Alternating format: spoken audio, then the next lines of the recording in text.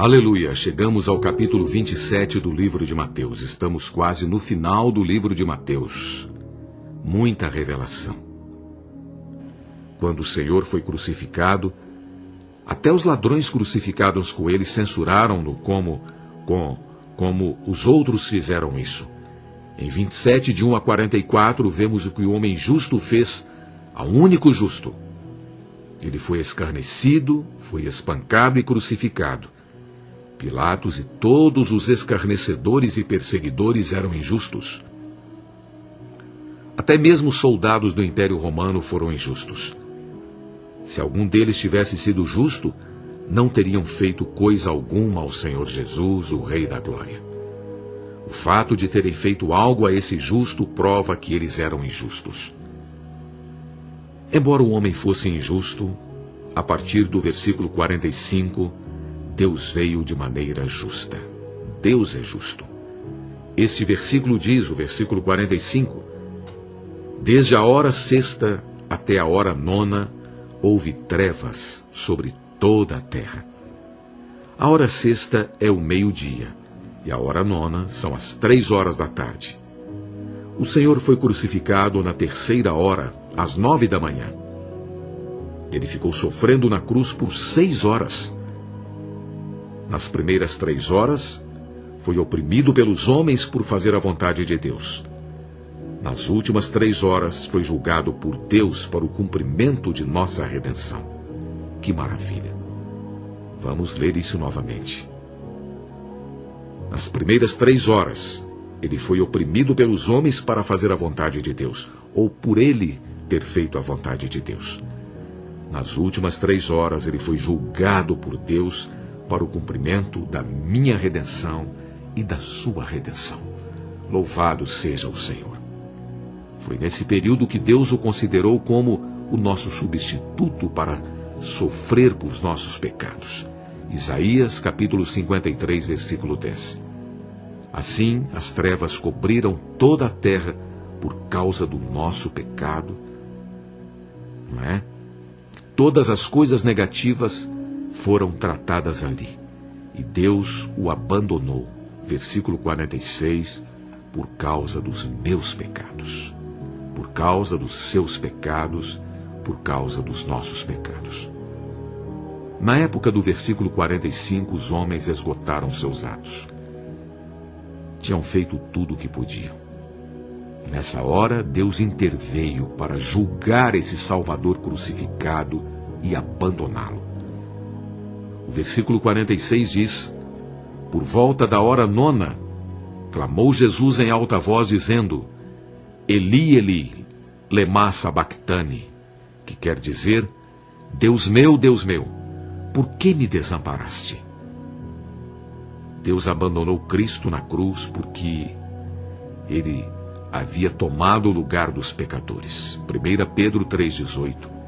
Carregando ali no madeiro os nossos pecados e sendo feito pecado por nós. 2 Coríntios capítulo 5, versículo 21. Que grande Salvador nós temos. De acordo com os 4 evangelhos, o Senhor Jesus esteve na cruz exatamente 6 horas.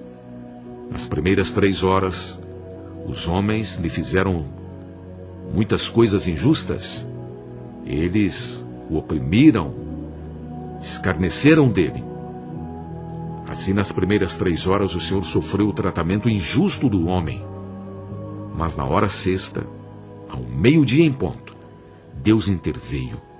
E houve trevas sobre a face da terra até a hora nona, até as 3 horas da tarde. Essas trevas foram um feito de Deus. No meio delas, o Senhor clamou as palavras citadas no versículo 46. Quando o Senhor esteve sofrendo a opressão do homem, Deus estava com ele. O Senhor ali desfrutou a presença do Pai. Mas ao final das primeiras 3 horas, Deus o abandonou. E as trevas então vieram. Incapaz de tolerar isso, o Senhor então clamou em alta voz, Deus meu, por que me abandonaste? Que sofrimento!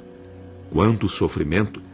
Ele que sempre foi um com o Pai e o Espírito, agora estava ali na cruz, por minha causa, por sua causa, por causa dos meus pecados e dos seus pecados, totalmente abandonado por Deus, levando sobre si todos os nossos pecados, todas as nossas transgressões e iniquidades.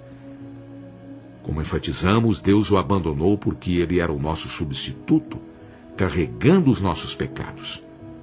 Você não pode deixar de ler Isaías 53. Isaías 53 revela que foi nessa hora que Deus pôs nossos pecados, cada um de nossos pecados sobre ele. Todos os nossos pecados caíram sobre ele. E ele, como nosso substituto, carregou cada um dos nossos pecados. Sorveu cada uma de nossas escórias. Deus o abandonou porque nestas horas ele era um pecador ali na cruz. Ele até foi feito pecado. Por um lado, o Senhor levou os nossos pecados, mas por outro, ele foi feito pecado por nós. Por isso Deus o julgou. Isso foi totalmente uma questão de justiça.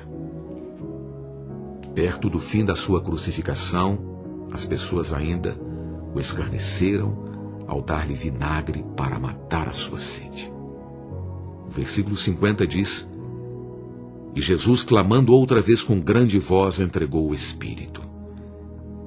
Isso foi o entregar do seu Espírito. João 19:30, indicando que o Senhor voluntariamente abandonou a vida. O Senhor Jesus não foi morto, mas voluntariamente entregou a sua vida. Ele deu a sua vida por mim. Ele deu a sua vida por você. Os versículos 51 a 56 revelam o efeito da crucificação de Cristo. O versículo 51 diz: Eis que o véu do santuário se rasgou em duas partes de alto a baixo.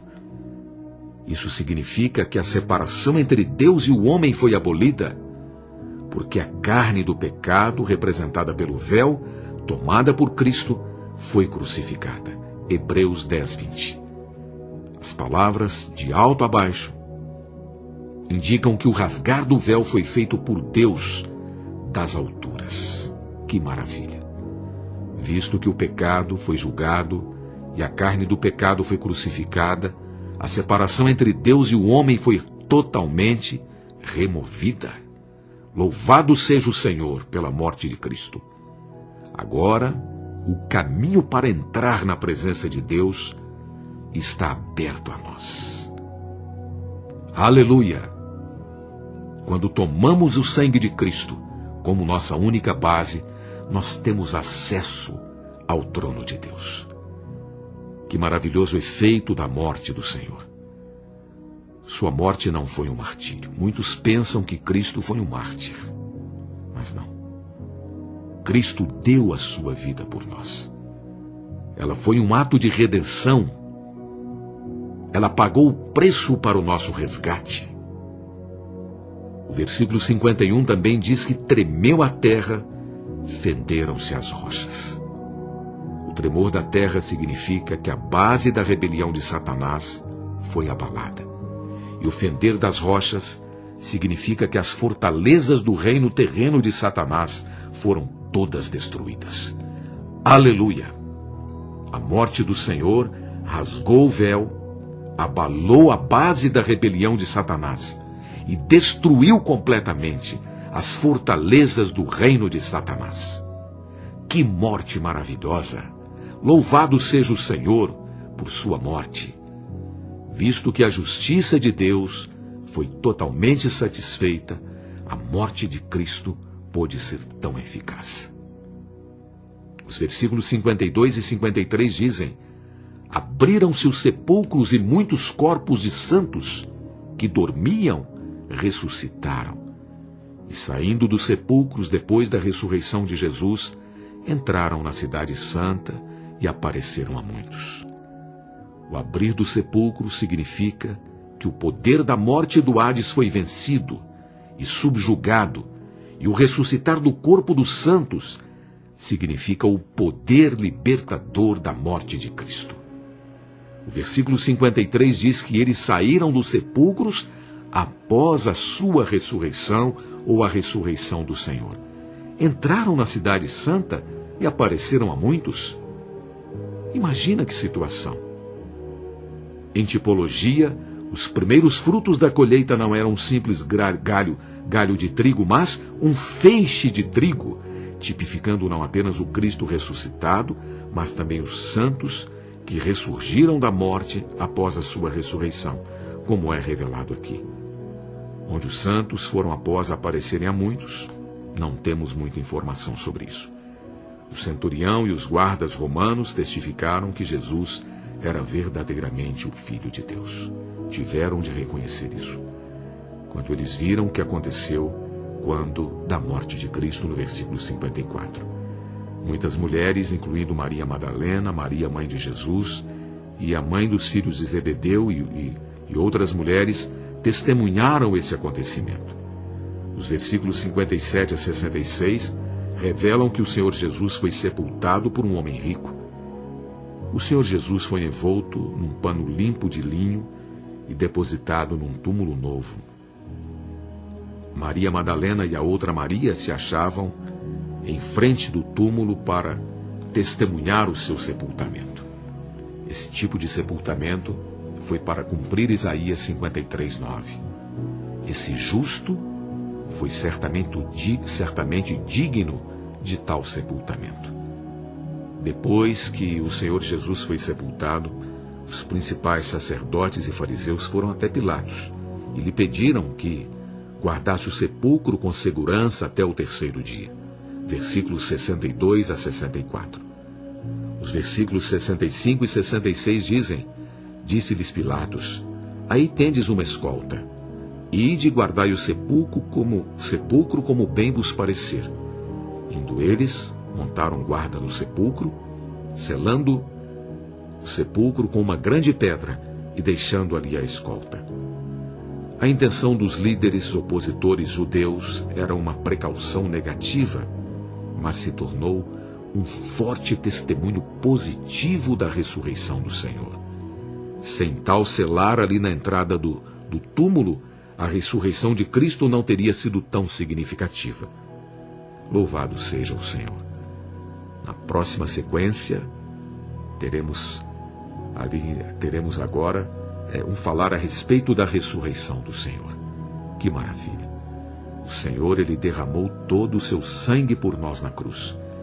Deu totalmente a sua vida por mim e por você. Como homens naturais, nós não temos nenhuma condição de nos achegarmos a Deus. Mas quando nós cremos na morte e ressurreição desse homem-Deus, quando nós tomamos esse sangue como nossa base, nós podemos entrar na presença de Deus. Nós temos a redenção, a remissão dos nossos pecados. Louvado seja o Senhor por essa morte maravilhosa. Nós nos alegramos na morte de Cristo. Nós nos alegramos na cruz de Cristo, porque ela é o poder de Deus. Aleluia!